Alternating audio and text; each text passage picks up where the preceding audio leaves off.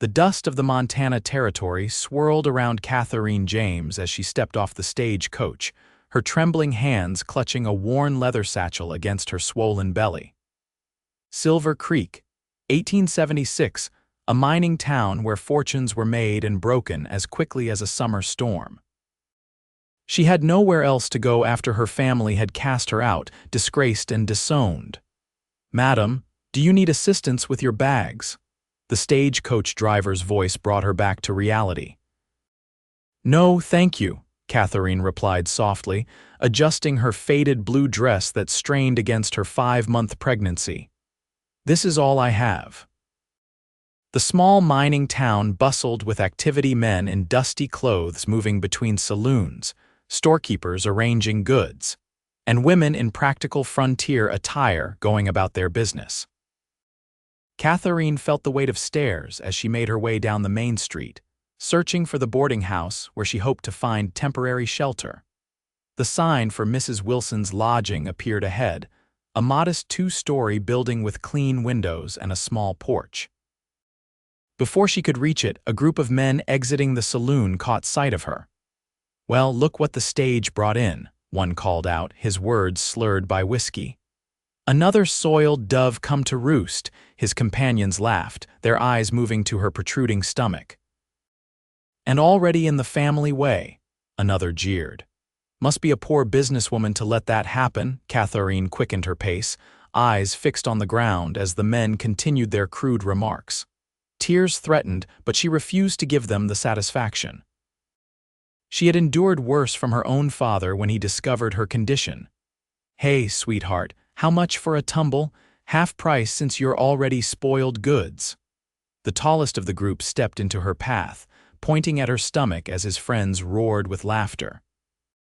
Before Catharine could step around him, a commanding voice cut through the commotion. "That's quite enough, gentlemen." A tall man in a worn leather duster appeared, moving between Catharine and her tormentors. His stance was casual, but something in his bearing made the laughter die in an instant.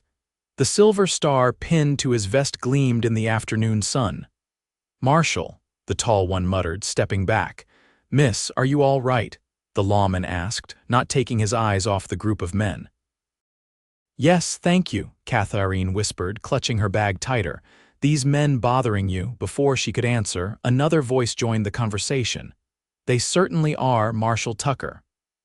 A younger man stepped forward from across the street, his eyes hard as flint. He wore simple ranch clothes, worn denim, a cotton shirt with the sleeves rolled to the elbows and a hat pulled low over his brow. "And they ought to be ashamed," the marshal nodded. "Evening, Ethan, didn't see you there." "I was just coming to help the lady," the newcomer Ethan replied, his gaze shifting to Catharine with unexpected gentleness.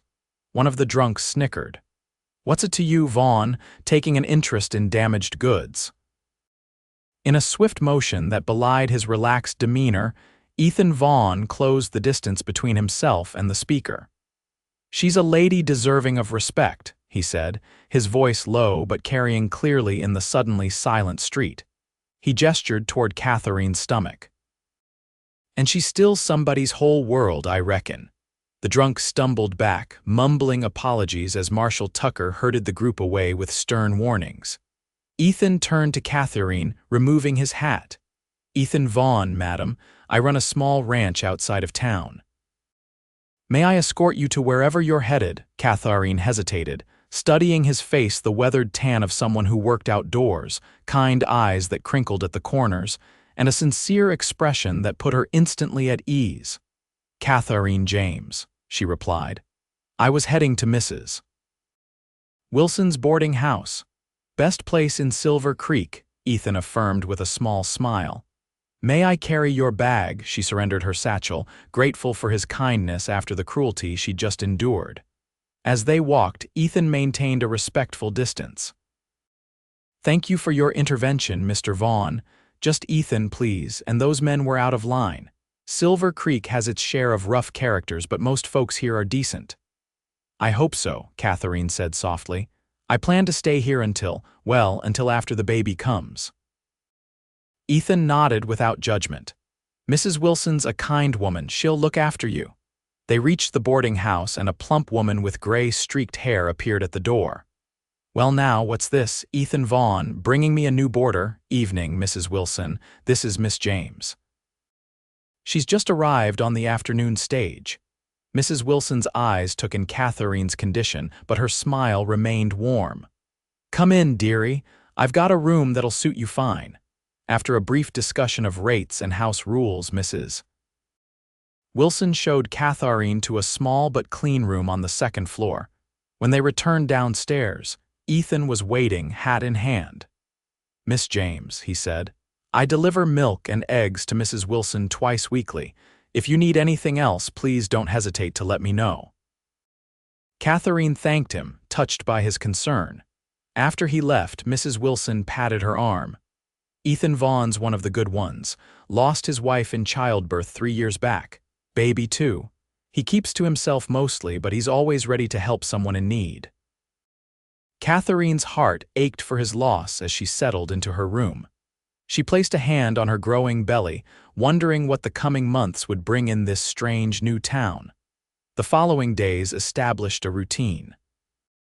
Catharine found work at the Mercantile, where the owner, Mr. Parker, needed help with inventory and sewing repairs.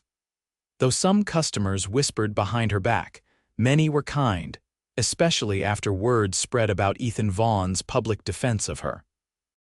True to his word, Ethan appeared twice weekly with deliveries for Mrs. Wilson. Each time he would tip his hat to Catharine and inquire about her health. Their interactions were brief but increasingly comfortable. On his third visit, he brought a small wooden cradle. Found this in my attic, he explained, though the fresh scent of pine suggested otherwise. Thought you might have use for it. Catharine ran her fingers over the smooth wood, tears welling. Mr. Vaughn, Ethan, this is beautiful. It's nothing fancy, he said, his cheeks coloring slightly. Just something every baby needs. After 6 weeks in Silver Creek, Catharine had settled into her new life.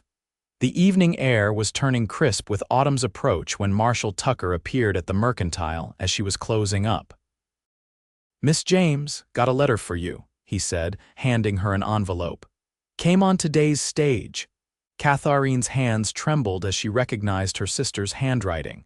She thanked the marshal and hurried back to the boarding house where she opened it in the privacy of her room. The contents were brief and devastating. Her father had forbidden anyone to contact her, but her sister had written to warn her he was coming to Silver Creek to bring her home and handle the situation appropriately, which Catharine knew meant forcing her to give up her child once it was born. She sat on the edge of her bed, one hand protectively covering her now prominent belly. She had nowhere else to go, no funds for further travel, and the baby would arrive in less than 3 months. A soft knock at her door startled her. Mrs. Wilson stood there with a concerned expression. Ethan Vaughn's downstairs, dear. Says he needs to speak with you about something important. Wiping away tears, Catharine composed herself and went downstairs. Ethan waited in the small sitting room, hat in hands, looking uncharacteristically nervous.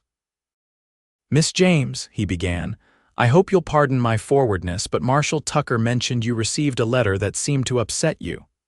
News travels fast in small towns, Catharine said with a weak smile. Ethan nodded. I wanted to make sure you were all right and to offer help if needed. The genuine concern in his eyes broke down her reserve. She told him about her father's impending arrival and his intentions. My family is prominent in St. Louis, she explained. When I became, with child, my father was furious. The man responsible was already married, though he never revealed that to me until it was too late. My father gave me enough money to leave town to avoid scandal, but now he wants to control what happens to my baby. Ethan listened without interruption, his expression grave. When she finished, he spoke carefully. I may have a solution, Miss James, though it's highly unconventional. He took a deep breath. I could offer you the protection of my name. Catharine stared at him, uncertain of his meaning. Marriage, he clarified. If you were my wife, your father would have no legal claim on you or your child. But you hardly know me, Catharine stammered, and my situation. I know enough, Ethan said quietly. I know you're brave and hardworking. I know you love your child already. He paused. I'm not offering romance, Miss James, just safety and respect, a home for you and your baby. Why would you do this? Catharine asked, overwhelmed by his offer. Ethan's gaze dropped to his hat, which he turned slowly in his hands. I couldn't protect my Hannah when she needed me most. Perhaps helping you is a way to make some peace with that. Mrs. Wilson, who had been pretending not to eavesdrop from the adjoining room, stepped forward. It's a sensible arrangement, Catharine. Ethan has a good farm and you'd be safe there. Catharine considered her limited options. May I think about it overnight? Of course, Ethan replied, rising. I'll return tomorrow for your answer. That night, Catharine barely slept, weighing her decision. By morning, she knew what she had to do. When Ethan arrived, she accepted his proposal with quiet gratitude. They were married 3 days later in a simple ceremony at Marshal Tucker's office, with Mrs. Wilson and Mr. Parker as witnesses. Catharine wore her best dress, the blue one she'd arrived in, now altered to accommodate her expanded waistline, and a small bunch of wildflowers Ethan had brought her. The same day, they rode in Ethan's wagon to his homestead, a modest but well-maintained property 5 miles outside town. The main house was small but sturdy, with a vegetable garden, chicken coop, small dairy barn, and corral for horses. It's not much, Ethan said as he helped her down from the wagon, but it's paid for and the land is good. Catharine surveyed what was now her home with appreciation. It's lovely, Ethan. Inside, the house was simple but comfortable, a main room with a stone fireplace, small kitchen, and 2 bedrooms. Ethan showed her to the larger bedroom. This is yours, he said. I've been using the smaller room since. Well, for some time now. His consideration touched her deeply. Thank you for everything, Ethan. I'll get your things, he replied, clearly uncomfortable with her gratitude. That evening, they shared a simple meal Ethan had prepared. As they ate, he explained the farm routine and his various responsibilities. Catharine listened attentively, determined to be useful despite her condition. I don't expect you to work, Catharine. Not in your state, Ethan said, noticing her interest. I won't be idle, she insisted. I'm perfectly capable of cooking, keeping house, and tending the garden and chickens. Ethan smiled, the first genuine smile she'd seen from him. I can see arguing with you would be pointless. They settled into an unexpectedly comfortable routine over the following weeks. Ethan worked from dawn until dusk, caring for his small herd of cattle and horses, while Catharine transformed the house with her feminine touch. Small details changed: curtains appeared at windows, wildflowers in jars brightened the table, and the aroma of fresh baked bread became a regular comfort. They maintained separate bedrooms, their relationship one of growing friendship rather than romance. Yet Catharine found herself watching Ethan when he wasn't looking, the way his strong hands gently handled newborn calves, his patience with difficult tasks, the rare but wonderful sound of his laughter when something amused him.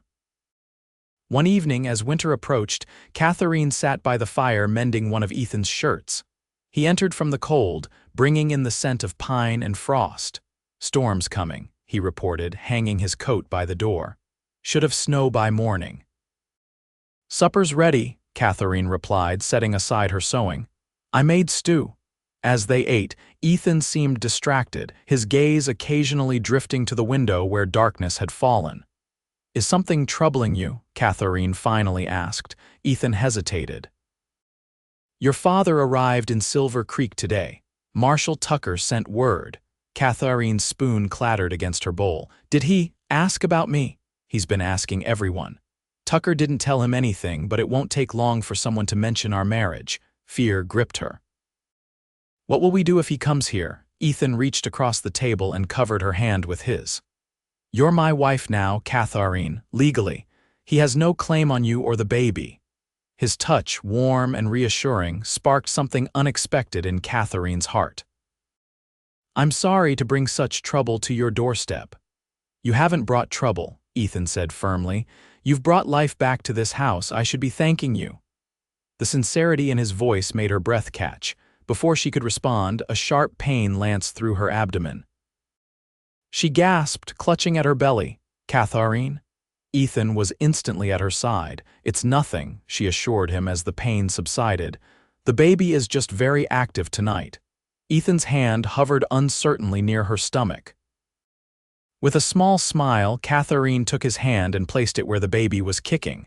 His eyes widened at the movement beneath his palm. "That's remarkable," he whispered. Their gazes locked and something shifted between them. Ethan pulled his hand away first, clearing his throat. "You should rest. I'll clean up here." The predicted snow began falling that night, blanketing the countryside in white silence. Catharine woke to the strange quiet and the delicious smell of coffee. In the kitchen, she found Ethan already dressed for outdoor work. "I need to check the livestock," he explained. "The snow's not deep, but it's still coming down." "Be careful," Catharine said, pouring herself tea instead of coffee. Ethan nodded, hesitating at the door.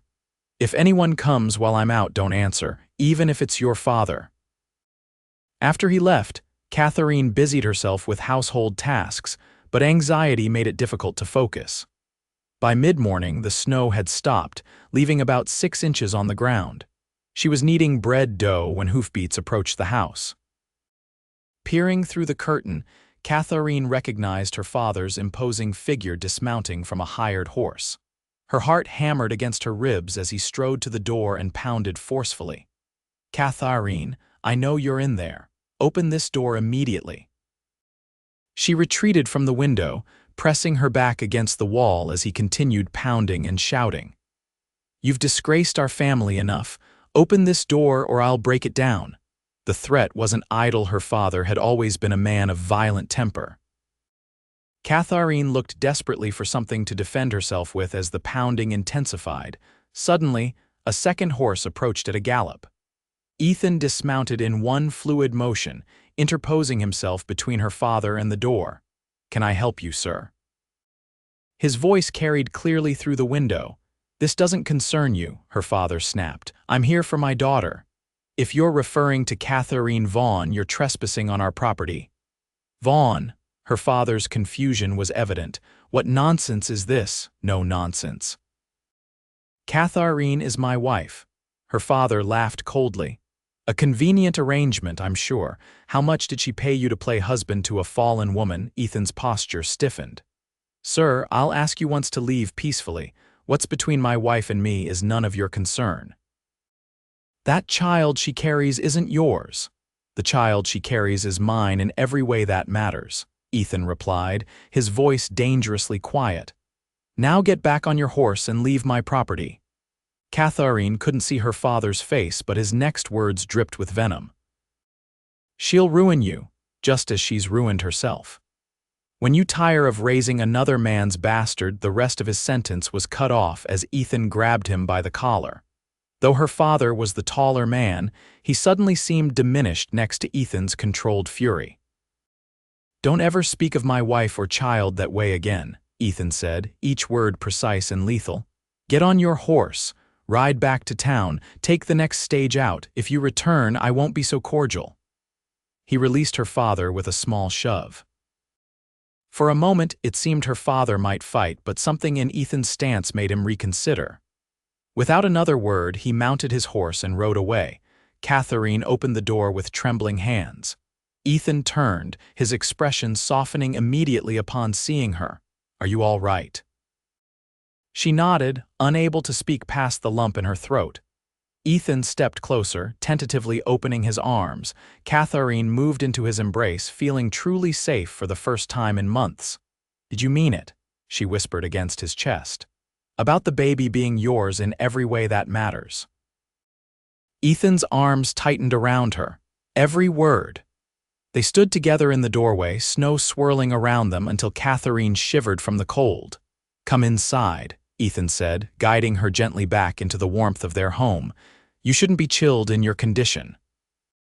That evening, something had changed between them.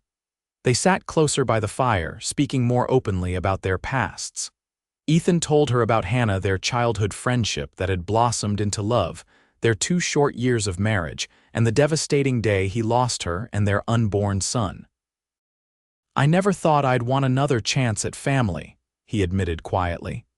"Until you came to Silver Creek." Catharine shared her own story, her sheltered upbringing in St. Louis, her naive trust in the charming businessman who had courted her secretly, and her devastation upon discovering his deception. "The baby was the only good thing to come from it," she said, cradling her belly. "I couldn't bear the thought of giving my child away." "You won't have to," Ethan promised. "Not ever." As winter deepened, so did their connection. Ethan began coming in from his chores earlier, helping Catharine prepare meals or simply sitting with her while she sewed baby clothes. Sometimes he read to her from one of the few books he owned, his deep voice lulling her into peaceful contentment. 2 weeks before Christmas, they rode into town for supplies. Catharine, now in her 8th month, drew curious glances as Ethan helped her from the wagon. But the hostile stares she'd endured on her arrival had disappeared. As Ethan's wife, she'd gained a measure of respectability. In the mercantile, Mrs. Parker greeted them warmly. "Catharine, you're positively glowing. When is the little one due?"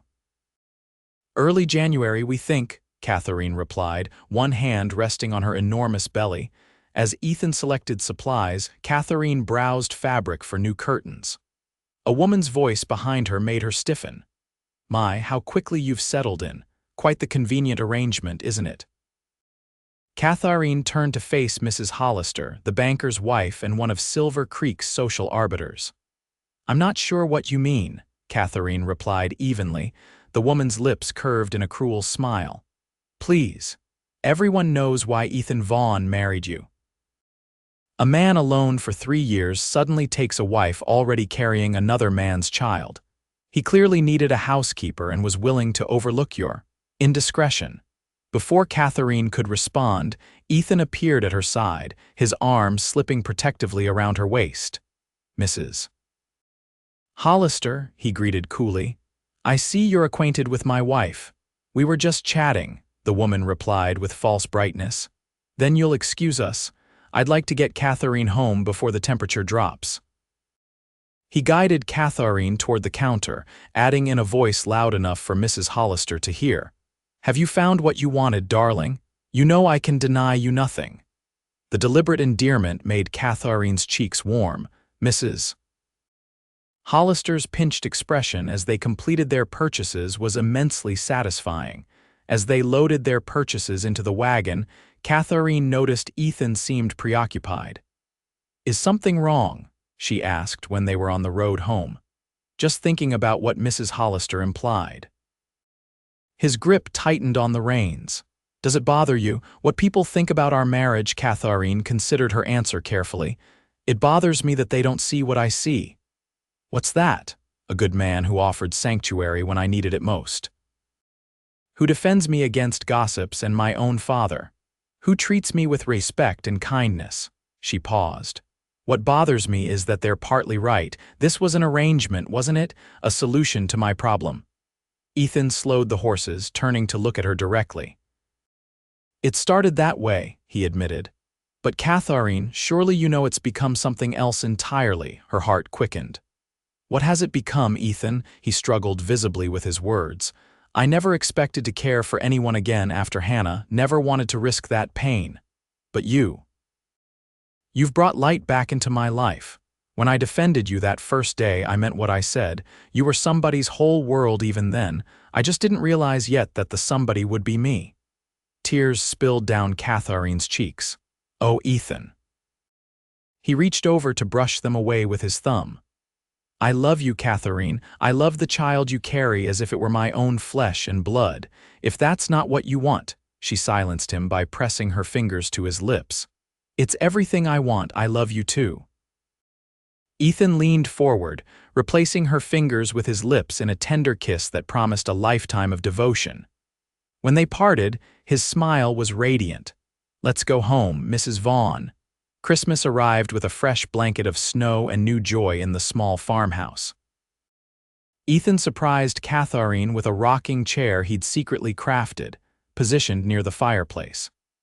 They exchanged simple gifts, warm gloves she'd made for him, a silver hairbrush he'd purchased in town for her, but their greatest gift was the love that had blossomed between them. As the new year approached, Catharine's time drew near. One snowy evening as they sat by the fire, she gasped suddenly, clutching her stomach. "Ethan," she breathed, "I think the baby's coming." The next 12 hours were a blur of pain and determination. Mrs. Wilson, summoned by Ethan's frantic ride through the snowstorm, arrived just in time to help with the delivery. Ethan paced outside the bedroom door, terror gripping him as memories of Hannah's difficult labor haunted his thoughts. When a newborn's cry finally pierced the silence, he sagged against the wall in relief. Minutes later, Mrs. Wilson opened the door, beaming. "Come meet your daughter, Ethan." He entered the room cautiously. Catharine lay against the pillows, exhausted but radiant, cradling a tiny bundle wrapped in a soft blanket. She looked up as he approached, her smile luminous. "She's perfect," Catharine whispered, pulling back the blanket to reveal a tiny face with a shock of dark hair. Ethan sat carefully on the edge of the bed, overwhelmed by the sight of his wife and the newborn.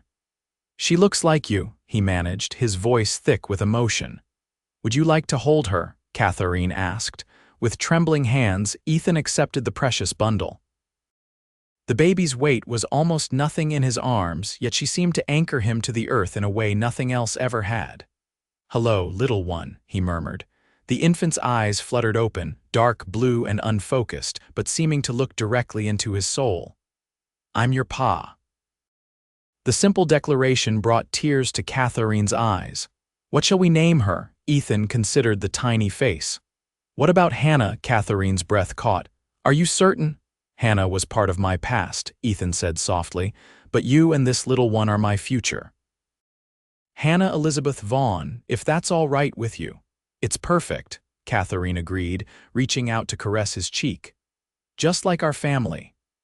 As spring returned to Montana territory, life at the Vaughn homestead settled into a new rhythm centered around little Hannah. Ethan expanded the vegetable garden and added 2 milk cows to their small herd. Catharine, recovered from childbirth, took to motherhood with natural grace. One warm May afternoon, Ethan returned from town with news. "Your sister's written to Mrs. Wilson," he told Catharine as she nursed Hannah in the rocking chair. "Your father passed away last month." Catharine's expression was complicated grief mixed with relief. "Did she say anything else?" "She wants to visit, to meet her niece." Ethan knelt beside the chair. "It's your decision, Catharine," she nodded slowly. "I'd like that. Emma was always kind to me, even when she couldn't defy father openly." When Emma James arrived 2 weeks later, the reunion was tearful and joyous. She brought gifts for Hannah and news from St. Louis, but most importantly, she brought acceptance. "You look so happy here," Emma marveled as they walked through the blooming garden, Hannah sleeping in Ethan's arms as he trailed behind them. "I am happy," Catharine replied, glancing back at her husband with undisguised love. "Happier than I ever imagined possible." That evening, after Emma retired to the guest room and Hannah was asleep in her cradle, Ethan and Catharine stood on the porch watching fireflies illuminate the twilight. "Do you ever regret it?" Ethan asked suddenly. "Marrying me, staying in Silver Creek." Catharine turned to face him, taking his weathered hands in hers. "How could I regret finding love when I least expected it? You saw value in me when others saw only shame. You loved Hannah before she was even born." Ethan pulled her close, resting his forehead against hers. "You and Hannah are my whole world, Catharine Vaughn. Every day I thank God you stepped off that stage into my life." As the stars appeared overhead, they sealed their love with a kiss, secure in the knowledge that their unconventional beginning had blossomed into the most precious of gifts, a family bound by choice, respect, and enduring love. In the years that followed, the Vaughn family flourished. 2 more children joined Hannah, a brother and sister who adored their older sibling, and never questioned the bonds of love that made them family. Ethan and Catharine became respected fixtures in Silver Creek, their home a haven of warmth and acceptance in the sometimes harsh frontier. And though the beginning of their story was marked by cruelty and judgment, its unfolding proved that love could indeed transform lives, turning strangers into beloved partners, and creating a family that was, by every measure that truly mattered, whole.